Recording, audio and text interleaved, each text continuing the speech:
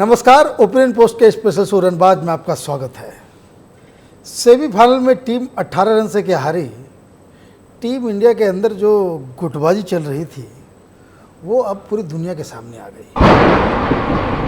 हालांकि मैं आपको एक वार्निंग दे दूं कि जो क्रिकेट के रिपोर्टर्स हैं, जो टेलीविज़न चैनल हैं, वो इन खबरों को नहीं दिखाएंगे, क्योंकि मेरा ये मानना शुरू से रहा है कि जो क्रिकेट की रिपोर्टिंग करते हैं रिपोर्टर्स और टेलीविज़न चैनल्स, वो बेसिकली बीसीसीआई और बड़े बड़े खिलाड़ियों का जो है वो बाकायदा मार्केटिंग करती हैं। लेकिन ये खबर जो आई है जो इंडियन फैंस के लिए बहुत ही चौंकाने वाली है और दुख पहुंचाने वाली भी है कि वर्ल्ड कप के दौरान हमारी टीम बिल्कुल दो हिस्से में बटी हुई थी। ये दो रनबाज जो नज़र आ रहे हैं पीछे, रोहित शर्मा और कोहली साहब कप्तान, इन दोनों के बीच जो है गुट बन गया था और दोनों एक दूसरे से बिल्कुल झगड़ रहे थे। खबर ये आई कि कई बार तो कोच रवि शास्त्री और भारती अरुण को जो है बीच में इंटरवीन करना पड़ा और काफ़ी लोग नाराज़ थे कि टीम के फैसले कैसे हो रहे हैं, टीम का सिलेक्शन कैसे हो रहा है, टीम के साथ जो है जो लोग टीम में सेलेक्ट हो भी गए कि किन खिलाड़ियों को जो है बेंच पे बिठाया जा रहा है, 11 में सेलेक्ट नहीं किया जा रहा है। उन सब चीज़ों को लेकर के काफ़ी टीम के अंदर जो है बवाल मचा है। और खबर ये भी आई कि जो रोहित शर्मा का जो गुट है वो ये आरोप लगा रहा है कि कोहली ने एक बाकायदा जो है एक अपनी एक पूरा का पूरा एक गैंग बना लिया है और उनके साथ प्रेफरेंशियल ट्रीटमेंट होता है, और जिससे जो है टीम के अंदर जो है बिल्कुल गुटबाजी जो है वो इंग्लैंड पहुंचते ही शुरू हो गई। लेकिन जैसे जैसे टूर्नामेंट आगे बढ़ता गया, रोहित के बल्ले से रन निकलते गए तो रोहित का खेमा जो है और मजबूत होता गया। लोग परेशान थे कि रवि शास्त्री जो है, कोहली का ये दावा है, बाकायदा उसकी शिकायत है कि रवि शास्त्री और भारती अरुण जो है वो अपने मन से यूनिलैटरल फैसले ले रहे थे, जिस वजह से जो है परफॉर्मेंस पे असर पड़ा। बहरहाल इस कहानी को मैं आगे लेकर जाऊंगा, लेकिन इसका असर क्या हो रहा है वो आप देखिए। वर्ल्ड कप हारने के बाद जब टीम वापस आई इंडिया, तो कोहली साहब ने अनाउंस कर दिया कि वो थक गए हैं, कुछ दिन रेस्ट करेंगे और वो जो भी वेस्ट इंडीज़ टीम जा रही है उसमें वो नहीं जाएंगे शायद। वो इसलिए क्योंकि ये इतने इम्पोर्टेंट नहीं है और काफ़ी लंबा वो लगातार खेल रहे हैं, इसलिए वो थक गए हैं। लेकिन इस बीच ऐसा क्या हुआ कि कोहली साहब पलटी मार गए अपने ही फैसले से और वो फ़ौरन जो है बीसीसीआई के सामने उपस्थित हो गए और कहे कि भाई मुझे वेस्ट इंडीज़ जाना है और ये सारे मैचेस जो है हमें खेलना है। तो इसकी कहानी की शुरुआत जो है, दोनों के रिफ्ट की शुरुआत जो होती है वो टीम सिलेक्शन से हुई। अब हमारे सेलेक्टर साहब सब भी जो है वो माशाल्लाह वो काफ़ी पहुँचे हुए लोग हैं। MSK प्रसाद चीफ सेलेक्टर है हमारे, पता नहीं कितना क्रिकेट उन्होंने खेला है। देश के अंदर में बहुत सारे खिलाड़ी हैं, बहुत जिनके पास बहुत एक्सपीरियंस है, जो नए मेथड्स को जानते हैं, खिलाड़ियों को पहचानना जानते हैं। लेकिन ये महाशय जिनकी तस्वीर आप देख रहे हैं ये MSK प्रसाद हैं। अगर आपने कभी उनको खेलते हुए देखा होगा तो आप याद कीजिए, मुझे तो याद नहीं है, लेकिन विकीपीडिया बताता है कि ये शायद 6 टेस्ट मैच खेले हैं और 17-16 जो है के आसपास जो है उन्होंने वनडे मैच खेला है।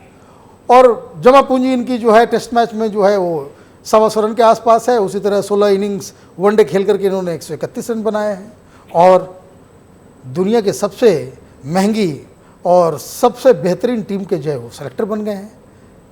तो एक प्रॉब्लम तो ये है, क्योंकि ये बातें मैं इसलिए कह रहा हूँ क्योंकि जिस तरीके से, जिस अनप्रोफेशनल तरीके से टीम सेमीफाइनल में हारी है, उससे जो फैंस जो हैं वो बहुत नाराज़ हैं।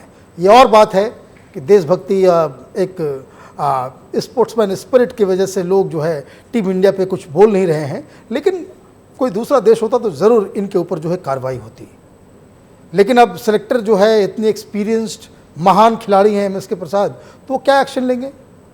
तो क्या हुआ, तो टीम की एनालिसिस सेलेक्टर्स बैठ करके करने लग गए और इनके हार की वजह को जो है तलाशने लग गए। तो सबसे पहले जो बलि का बकरा बना वो रवि शास्त्री, क्योंकि कोहली ने आरोप लगाया कि भाई ये यूनिलैटरल डिसीजंस ले रहे थे और उनकी नहीं बन रही थी। कोहली साहब तो दुनिया के सबसे बड़े बल्लेबाज हैं वर्तमान में। तो बीसीसीआई ने कहा कि भाई अब नया कोच आएगा और रवि शास्त्री की छुट्टी कर दी जाएगी। तो नए एप्लीकेशंस आ रहे हैं, अब देखना है कि कौन कोच बनता है।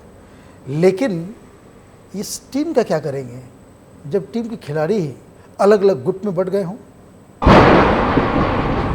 हुआ ये कि जब वर्ल्ड कप के लिए टीम जब इंग्लैंड पहुंची तो हर मैच के पहले स्ट्रेटजी मीटिंग होती है, बातचीत होती है कि कल कैसे खेलना है, क्या करना है, किस खिलाड़ी को रखना है, किसको बाहर रखना है। तो इस स्ट्रेटजी मीटिंग के दौरान चूँकि रोहित शर्मा वाइस कैप्टन हैं तो वो भी उसमें शामिल होते थे, तो उनकी बातों को नज़रअंदाज किया जाने लग गया। ये आरोप आने लग गया कि भाई कोहली जो है अपनी मनमानी कर रहे हैं, वो अपने गैंग के लोगों को जो है वो प्रेफरेंस दे रहे हैं। इसलिए मोहम्मद शामी जैसे खिलाड़ी को बेंच पर रखा गया, प्लेइंग 11 में नहीं थे शुरू में। वो तो भुवनेश्वर के इंजरी होने की वजह से वो टीम में आए। दूसरा जडेजा, जिसको लगातार कोहली बेंच पे बिठा रहे थे, वो भी प्लेइंग 11 में नहीं थे। तो इसको लेकर के काफ़ी चर्चाएं हो रही थी। और फिर शिखर धवन इंजर्ड हो गए तो नया ओपनर आ गया। तो राहुल के साथ जिस तरीके से रोहित ने बल्लेबाजी की और जिस तरह से पार्टनरशिप दी, उससे रोहित का जो मसला जो है, उसका जो ग्रुप जो है वो हावी होने लग गया। तो आप देखिए कि ये अच्छा नहीं लगता है कि जब इतने करोड़ों लोग जो है किसी टीम के ऊपर इतना विश्वास करके वो खेल रहे होते हैं और टीम के अंदर जो है इस तरह से गुटबाजी हो रही हो। जैसे जैसे टूर्नामेंट आगे बढ़ता गया, रोहित के बल्ले से जो है रन निकलते गए। उन्होंने 5 सेंचुरी मार दी, एक हाफ सेंचुरी भी है। सचिन के वो बिल्कुल नज़दीक पहुंच गए रिकॉर्ड्स में।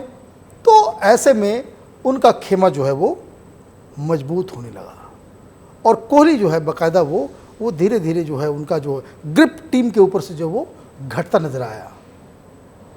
और जब मैच के बाद ये लोग वापस लौटे तो पूछताछ होने लग गई। बीसीसीआई ने पूछा कोहली साहब से कि भाई आप किस तरह से इस तरह से आप परफॉर्म नहीं कर पाए, आपके बल्ले से उस तरह का रन भी नहीं निकला, कम से कम बाकी सेमीफाइनल के बीच में तो आपको वो पारी खेलनी थी। तो कोहली ने जवाब ये दिया कि भाई ये जो पूरा मसला जो है रन नहीं बनाने का, तो उनका जो रोल जो टीम के अंदर में जो है वो सपोर्टिंग बैट्समैन का हो गया। अब आप देखिए क्या बहाना है ये। सपोर्टिंग बैट्समैन कोहली बन सकते हैं क्या?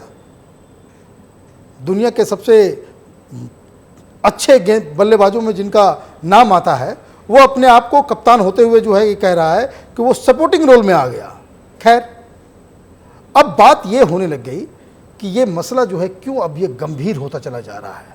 वो इसलिए होता चला जा रहा है कि लोग अब सेलेक्टर्स जो है अब ये सोचने लग गए हैं कि क्या हम भी दूसरे देशों की तरह वनडे के लिए अलग कप्तान, T20 के लिए अलग कप्तान और टेस्ट मैच के लिए अलग कप्तान रखा जाए।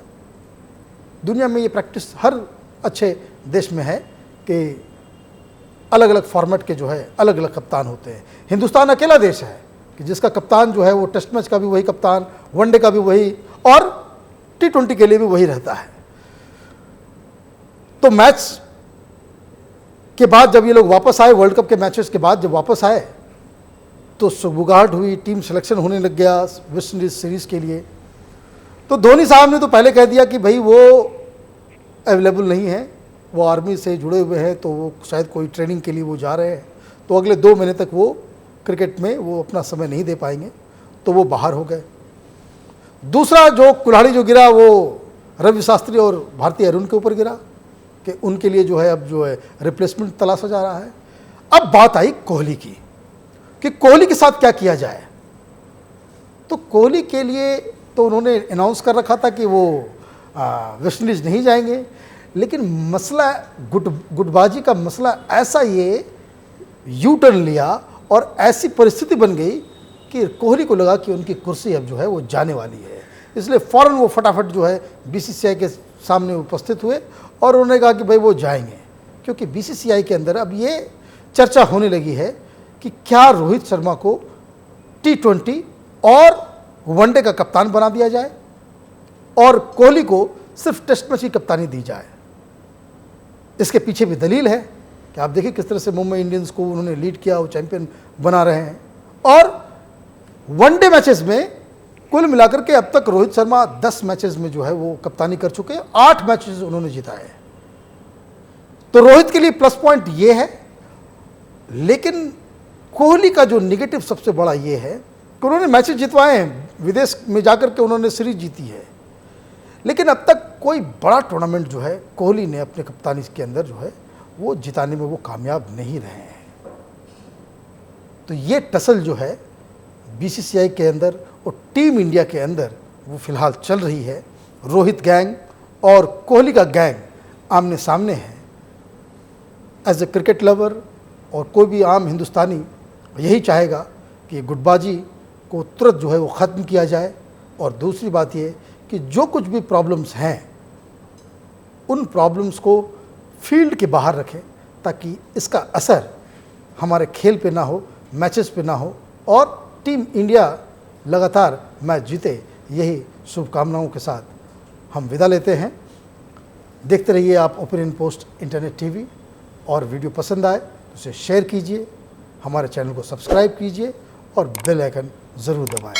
धन्यवाद।